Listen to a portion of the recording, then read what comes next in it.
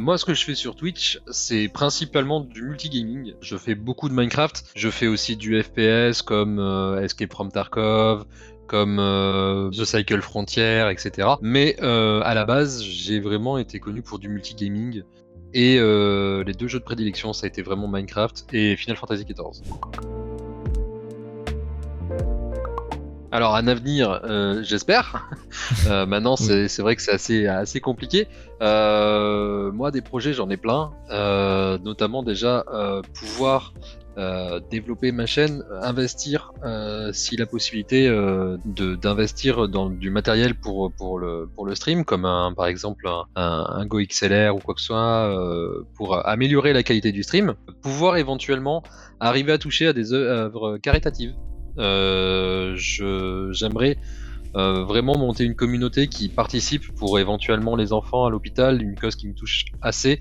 Voilà, d'une part, et ensuite la possibilité éventuellement d'ouvrir une deuxième chaîne, mais ça serait plus en liaison avec mon boulot, avec mon activité d'artisan. Pour toi, le Twitch actuellement, c'est que une passion. Tu fais juste découvrir ta passion du multigaming. Ouais, tout à fait, tout à fait. C'est vrai que fut un temps, je voulais en vivre. Ça commençait très bien, puisque les 500 follow, je les ai fait en, je crois, 3-4 mois. 600 follow, 3-4 mois. Ça a vraiment, c'est vraiment monté très très vite. J'ai eu la chance d'être raid par des personnes avec une grosse commu. Donc ça a monté, ensuite j'ai dû déménager, donc du coup j'ai plus de connexion, plus du tout, pendant 3 ans. Donc du coup ça s'est un peu effondré. Là ça reprend tranquillement. Et du coup moi j'ai monté ma société à côté. Et du coup j'aimerais développer ma société, éventuellement partager mon atelier en live. Mais ça du coup ça serait plus sur la chaîne secondaire. Je suis créateur de design intérieur, donc du coup je suis artisan dans le langage courant. Je suis un petit peu menuisier, béniste. Je crée en fait des meubles sur mesure pour l'intérieur en bois, résine, métal. Donc du coup, pourquoi avoir la deuxième chaîne? Déjà pour pas mélanger le multigaming, le gaming et l'activité professionnelle, qui elle est complètement à part. Je voudrais pas que des clients viennent sur du multigaming et se disent bon bah lui passe son temps à jouer et voilà. Donc déjà pour séparer ces deux choses, et en plus de ça, j'ai la chance d'avoir un atelier où je peux faire ce que je veux. Et dans ces cas-là, je me dis pourquoi pas présenter un peu aux gens ce que je fais. Pourquoi pas même les gens qui me passent commande se disent tiens, je vais pouvoir voir évoluer ma commande et du coup suivre en live l'évolution de son meuble. Et du coup, pouvoir participer, me dire écoutez, ouais, au final, je verrai plus comme ça, et du coup, pouvoir construire des meubles avec les gens et se dire voilà, on fait le projet, on peut regarder. Je peux donner des astuces aussi dans la fabrication de meubles, que ça soit en bois, en bois, métal, résine, tout associé, on peut tout faire. Et du coup, voilà, essayer de partager ça sur cette chaîne secondaire. Ouais, tout simplement parce que du coup, pour le moment, je suis dans une salle qui est pas du tout adaptée pour le streaming, donc j'utilise le fond vert justement pour cacher un petit peu tout ce qui est autour de moi. Voilà, un petit peu pour cacher, puis après, par la suite, il y aura sûrement un fond qui sera aménagé vraiment dédié stream et du coup qui pourra correspondre à l'univers de la chaîne et plus besoin de cacher quoi. Ça remonte au tout début de League of Legends. J'avais un ami, son cousin, ça a été un des premiers joueurs français mondial sur League of Legends, et du coup en fait je l'ai vu plusieurs fois stream, développer son côté vraiment streamer pro, etc. Et je me suis dit tiens, si un jour j'ai la connexion, pourquoi pas. Et du coup j'ai commencé au début comme ça en me disant tu vois, je vais partager puis on verra ce que ça donne. Et du coup ça a marché, j'ai des gens qui ont vachement interagi, et du coup je me suis dit c'est cool en fait, ça me permet de déjà de pas m'ennuyer sur le jeu, parce que des fois il y a des jeux, on est un peu tout seul, on tourne un peu en rond, etc. Et du coup, même si on tourne en rond, on peut discuter, et je trouve ça vachement sympa en fait. Et du coup, je faisais beaucoup de compétitions avant sur Battlefield, notamment Battlefield 3. Et du coup, c'est vrai que c'était à l'époque, c'était pas encore forcément l'époque du stream. Parce que moi je suis un petit peu plus vieux maintenant. Euh, du coup, c'était pas le streaming n'existait pas encore vraiment, et du coup, c'était vraiment que des pseudos avec des pros qui étaient là en photo ou quoi que ce soit. Et du coup, quand le stream s'est démocratisé, je me suis dit ok, pourquoi pas le jour où j'aurai la connexion faire ça. Alors, ça date de l'époque où je jouais pas encore sur PC, c'était uniquement console, parce que j'étais, beaucoup trop jeune, mes parents voulaient pas de PC, ils y connaissaient rien et cetera. Donc du coup, j'ai commencé sur PlayStation 1, hein, donc voilà, pour les vieux. Il y avait Metal Gear Solid 1 par exemple, et du coup sur PlayStation 2, le 2. Et dans le 2, il y a un personnage qui s'appelle Raiden, justement, qui se transforme en Jack plus tard, donc ceux qui connaissent. Et du coup, j'ai commencé vraiment par ce jeu, c'est le premier FPS, on va dire. Et du coup, je me suis dit, tiens, ok, j'aime bien ce pseudo, j'aime beaucoup ce jeu, et un jour, il a fallu que je choisisse un pseudo. Et en tournant en rond, j'ai commencé à utiliser Raiden, puis après, j'ai fait Mortal Kombat, etc. Et du coup, pareil, il y avait Raiden dedans, etc.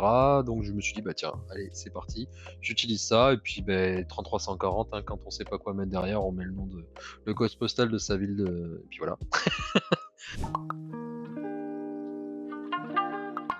Il y a eu des choses, ouais, qui ont à la base été faits. Donc je ne citerai pas, hein, pour pas poser de problème ou quoi que ce soit. Je pense que s'il y en a qui le regardent éventuellement et qui se rappellent de moi, d'il y a quelques années, pourront se regarder et se dire, c'était pas cool ce qu'on a fait. J'ai bossé pour des structures de streaming. À l'époque, ça se faisait beaucoup. Tu avais une structure où tu avais plusieurs streamers, et du coup, les streamers streamaient pour cette chaîne-là. Je l'ai fait. Un peu comme une web TV, c'est ça? C'est ça, c'était une web TV. C'était une web TV, et du coup, il y avait beaucoup de streamers. Je streamais un petit peu de temps en temps, et je leur faisais surtout le graphisme avec les overlays, etc. pour League of Legends. À l'époque, c'était League of Legends et Heroes of the Storm. Et du coup, toutes les semaines, il y avait des rotations de perso, et je leur faisais les graphismes pour le site, pour les rotations de perso, comment jouer, etc. Et je faisais tous les graphismes. Un jour, sans même me dire pourquoi, ils se sont mis à me cracher dessus en plein live. D'eux-mêmes, ils se sont mis à me cracher dessus, et par la suite, ça a été... j'ai été remercié comme un malpropre, sans même savoir pourquoi, au final. Donc c'est un petit peu ce côté facile du streaming, en mode maintenant que tu nous as bien été, merci, salut, qui m'a un petit peu dégoûté. Mais bon, voilà, je passe au-dessus de ça. Je pense être quelqu'un assez mature pour pas régler mes torchons, on va dire, en live. Les gens, entre guillemets, sur le chat, sur le stream, n'ont pas à en pâtir de cette mauvaise ambiance là. On est en stream, on a eu un différend, ok, maintenant on n'est pas obligé de le montrer en live, et on avance. Je serais pas forcément contre. Maintenant, Twitch c'est assez développé justement pour que y ait ce côté famille, les familles qui maintenant existent sur Twitch. C'est plus dans ce genre là où j'accepterais. Même si pour le moment je suis pas partenaire, je ne peux pas. Le jour où je peux, pourquoi pas repartir dans une famille, quoi que ce soit, mais là ça serait plus comme ça. Une web TV c'est assez compliqué. Je pense que maintenant, si j'acceptais, ça serait pas de petite structure, tout simplement parce que une petite structure, on va dire que c'est à l'oral, et du coup il n'y a pas de contrat. Moi j'arrive à un moment, voilà, j'ai 31 ans, j'ai des objectifs dans la vie, j'ai besoin de rémunération, que ce soit dans mon travail, que ce soit pour mon passe-temps à côté, même si en soi le passe-temps, voilà, le stream, je peux m'en passer, et du coup ne pas vivre de ça.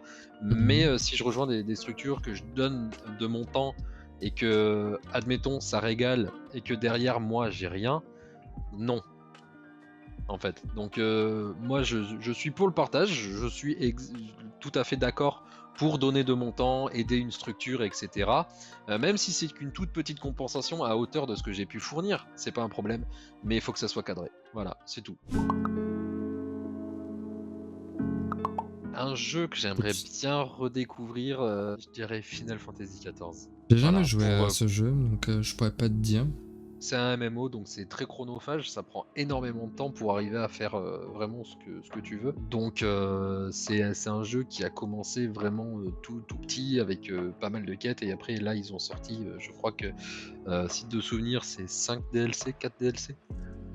Ça, là, ils en préparent encore un autre. Enfin bon, c'est un jeu qui est en constante évolution. Et j'ai toujours été surpris et hypé par les DLC. Donc du coup, s'il y a vraiment un jeu que je devrais oublier et redécouvrir avec tous les DLC qu'il y a actuellement, je dirais FF14. Parce que vraiment, niveau histoire, on en prend plein les yeux. J'espère en tout cas que ça vous a plu cet épisode. Sur ce, les amis de la VOD, je vous dis à plus pour de prochaines vidéos. C'était Jason, j'étais accompagné de Raiden.